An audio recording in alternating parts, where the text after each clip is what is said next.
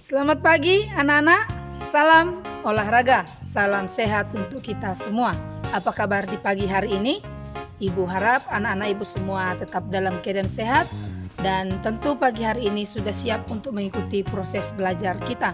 Sebelum memulai proses belajar pagi hari ini, kita berdoa terlebih dahulu menurut agama dan kepercayaan kita masing-masing. Doa dimulai. Amin, doa selesai. Anak-anak, pertemuan sebelumnya kita sudah masuk materi atletik khusus jalan cepat dan anak-anak ibu sudah melakukannya. Dan bagi anak-anak ibu yang belum mengirimkan latihan melakukan jalan cepat, silakan dikirim ulang ya nak ya. Hari ini kita lanjutkan tentang lari jarak pendek atau sering disebut dengan lari sprint. Tujuan pembelajaran kita hari ini tentu anak-anak ibu memahami apa itu lari jarak pendek dan di akhir pembelajaran ada tagihan tugas. Maka anak-anak ibu ikuti pembelajaran ini dari awal hingga selesai. Lari jarak pendek atau yang sering disebut dengan lari sprint adalah salah satu jenis lari yang dilakukan dengan kekuatan dan kecepatan penuh sepanjang garis lintasan dari start hingga finish, di mana pemenangnya ditentukan berdasarkan catatan waktu yang paling singkat. Terdapat 3 jenis lintasan yang dilakukan dalam lari jarak pendek, yaitu 100 meter, 200 meter, dan 400 meter. Nah, kita akan lanjutkan tentang teknik start lari jarak pendek. Yang pertama yaitu teknik awalan atau start. Terdapat 3 macam teknik start dalam lari jarak pendek, yaitu 1. Start pendek, yaitu kaki kiri di depan dan lutut kaki kanan diletakkan di sebelah kaki kiri sekitar 1 kepal. Kedua tangan diletakkan di belakang garis start dengan jari-jari rapat dan ibu jari terpisah. 2. Start menengah atau medium start. Boleh kamu lihat penjelasannya di sini. Yang ketiga, start panjang atau long start.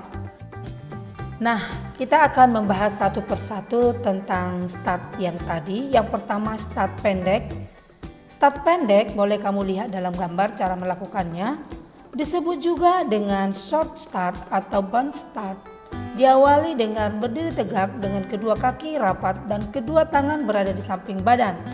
Cara melakukannya dapat kita lihat di sini. Yang pertama, start pendek. Lihat gambarnya. Posisi kaki, langkahkan kaki kanan atau kiri di depan dan posisikan kaki satu di belakang. Jari-jari pada kaki belakang harus berada segaris dengan tumit kaki depan. Turunkan badan dan letakkan kedua tangan berada di belakang garis start. Bentuk huruf V dengan ibu jari dan keempat jari lainnya berdempetan. Posisikan kedua tangan sejajar dengan garis start. Luruskan kedua lengan dan fokuskan pandangan ke depan. Angkat panggul hingga posisi pantat lebih tinggi dibandingkan pundak. Kemudian tetap luruskan lengan dan lemaskan leher. Lalu tolakkan balok sekuat mungkin dengan kaki belakang dan mulai berlari. Selanjutnya yang kedua, start menengah atau medium start. Perhatikan, start ini disebut juga medium start. Gerakan awal start menengah adalah dengan berdiri tegak lurus, kedua tangan berada di samping dan fokuskan pandangan ke depan. Cara melakukannya boleh kamu lihat di sini. Yang pertama, langkahkan kaki kanan atau kiri ke depan dan posisikan kaki satunya lagi di belakang. Pastikan posisi lutut di kaki belakang sejajar dengan ujung jari pada kaki depan. Kemudian turunkan badan dan letakkan kedua tangan berada di belakang garis start. Bentuk huruf V dengan ibu jari dan keempat jari lainnya berdempetan. Posisikan kedua tangan sejajar dengan garis start. Luruskan kedua lengan dan fokuskan pandangan ke depan. Angkat panggul hingga posisi pantat lebih tinggi dibanding pundak. Nah, tetap meluruskan lengan dan leher dalam keadaan lemas. Dan selanjutnya di start menengah, kaki di belakang lebih jauh atau lebih lebar. Kemudian tolak balok sekuat mungkin dengan kaki belakang dan mulai berlari. Nah, kita masuk teknik yang ketiga, yaitu start panjang atau long start. Start panjang atau long start diawali dengan berdiri tegak, kedua tangan berada di samping badan, dan kaki start panjang ini sangat banyak diminati oleh pelari jarak pendek dirapatkan. Cara melakukan start panjang adalah sebagai berikut. Start panjang, kamu perhatikan ini posisinya. Yang pertama, langkahkan kaki kiri di depan dan posisikan kaki kanan di belakang. Kedua, turunkan badan dan letakkan kedua tangan berada di belakang garis start. Letakkan lutut pada kaki belakang berada di posisi segaris dengan tumit di kaki depan atau bisa mundur lagi. Nah, bentuk huruf V dengan ibu jari dan keempat jari lainnya berdempetan. Posisikan kedua tangan sejajar dengan garis start. Kemudian, luruskan kedua lengan dan fokuskan pandangan ke depan.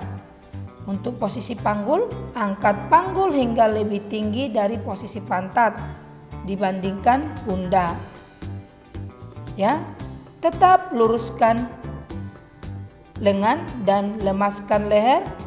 Lalu tolak balok sekuat mungkin dengan kaki belakang dan mulailah berlari.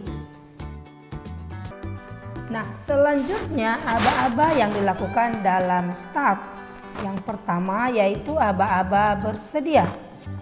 Setelah ada aba-aba waktu yang akan memulai, maka memberikan aba-aba bersedia, maka pelari akan menempatkan kedua kakinya menyentuh balok depan dan belakang, kemudian lutut kaki belakang diletakkan di tanah, terpisah selebar bahu.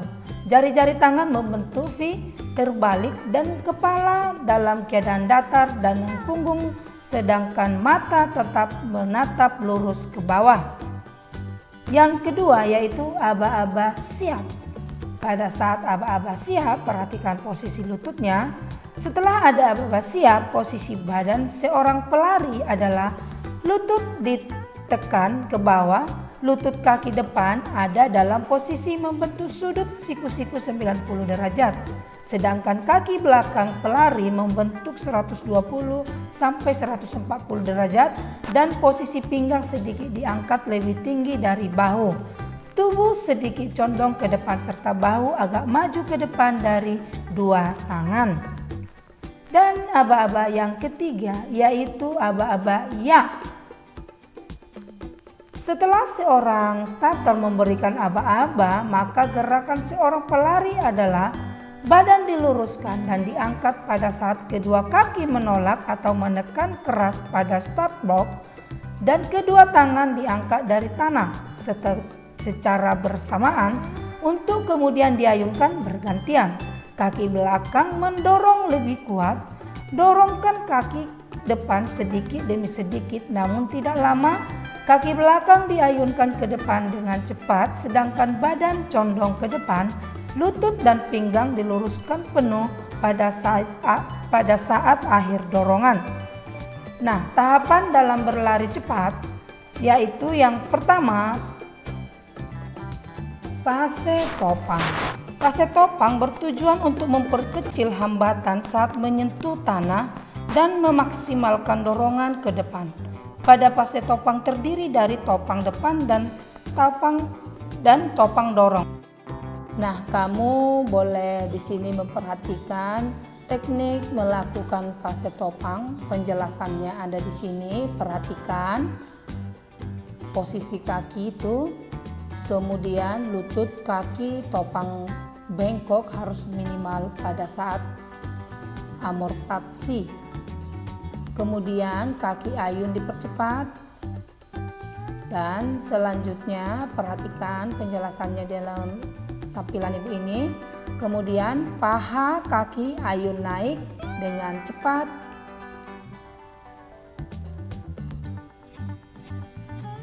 Kemudian kita masuk ke fase yang kedua, yaitu fase layang. Fase layang bertujuan untuk memaksimalkan dorongan ke depan dan untuk mempersiapkan suatu penempatan kaki yang efektif saat menyentuh tanah. Di sini ada penjelasannya tentang fase layang. Boleh kamu amati, perhatikan. Lutut kaki ayun bergerak ke depan dan ke atas. Kemudian lutut kaki topang bengkok dalam fase pemulihan. Ayunan lengan aktif namun rileks. Kaki topang bergerak ke belakang. Selanjutnya kita akan masuk ke teknik yang terakhir, yaitu teknik melewati garis finish. Pelari dikatakan sudah mencapai garis finish apabila bagian-bagian tubuhnya sudah dalam bidang vertikal dari sisi terdekat garis finish sesuai dengan peraturan dan garis yang telah disediakan. Bagian tubuh yang dimaksud adalah kepala, leher, lengan, dan kaki.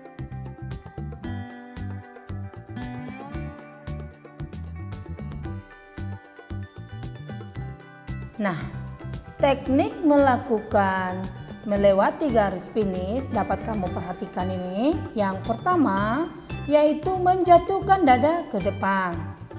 Dan yang kedua, menjatuhkan salah satu bahu ke depan.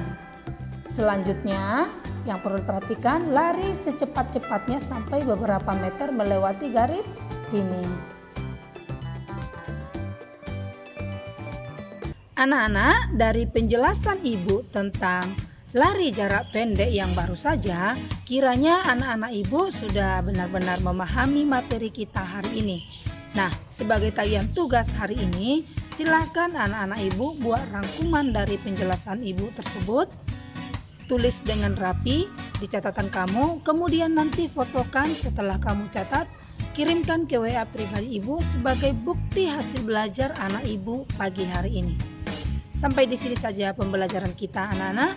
Kita akhiri dan kita tutup kembali dengan berdoa. Doa menurut agama dan kepercayaan kita masing-masing. Doa dimulai. Amin. Doa selesai. Sampai bertemu minggu depan anak-anak. Jaga kesehatan, tetap semangat. Selamat pagi anak-anak. Salam olahraga.